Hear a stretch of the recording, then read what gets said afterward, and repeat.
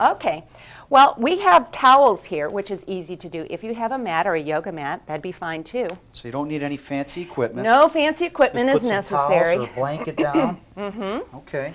Now, what I'm going to do is I'm going to lay flat on my back, and I want to keep the back of my neck long even here. I want to make sure that my neck isn't like this, that obstructs my airway and strains my neck. Now my goal here, whatever I do with my arms and legs, I want to make sure that my back is pressed into the mat. So my belly button's pressed in and all my, well, I always say my overdue library books are on top of my stomach, lots of weight pressing down so that there's no space. Now I'm going to lengthen through the back of my neck, keeping my shoulders broad. And this is called the single leg stretch. You bring your leg in and you put your other leg up. If your back will allow, you can bring your leg down closer.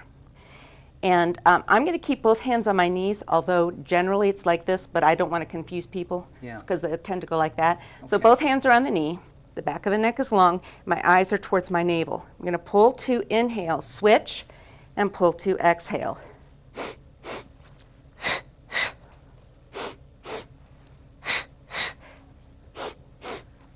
So you're working your abs and you're stretching.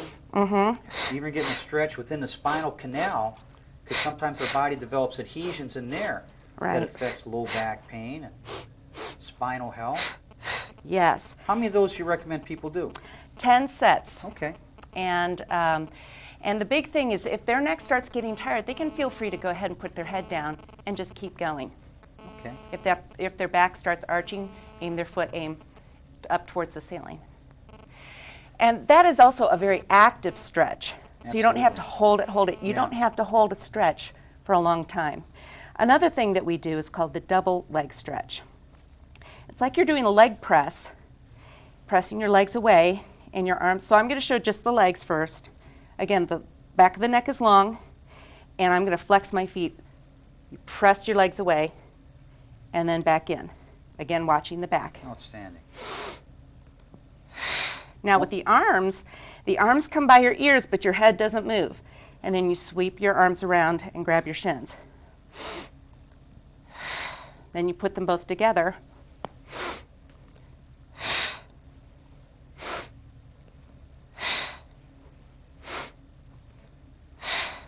Again, the back does not arch.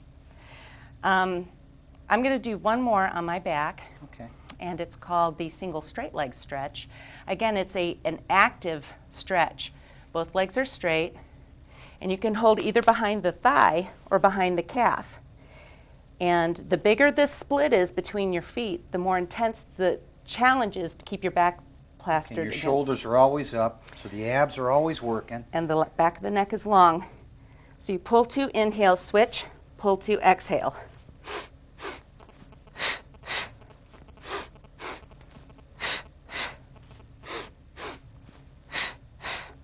And again, 10 sets of those. Anything on the stomach or on the hands and knees? Yes. We're going to come onto the stomach, and this is called the single leg kick. Now, when you do this, again, you want to keep your shoulders square. You don't want to hunch your shoulders or bow them. You want to keep your belly button pressed to the spine to protect your low back. And we're going to kick one leg in, and you want to watch. Make sure your hips don't come up. Kick, kick, down and switch. Kick, kick, back of the neck is long. Kick, kick, switch. Kick, kick, and switch. Kick, kick, switch. Excellent. Kick, kick. Okay, and then of course when you have your back like this, you always want to finish out by curving your back under. Pressing the navel to the spine, lengthening through the back of the neck. Now, I imagine as people get into this, it probably doesn't always look as good or as pretty. Because I'm looking at this and going, this is like a ballet stretch, okay? And I think people should realize, don't get frustrated. You might not look as much of an expert as Connie, but we all have to start gradually. So what recommendations as far as pain? If they're feeling pain? If you're feeling pain, you want to back off. Put your head down, or maybe even put a book or a pillow underneath your head so you can rest your head down. A lot of people have strain in the neck and it starts to hurt. So putting a thin, like a rolled up towel underneath your head will help that. How many times a week should somebody do this?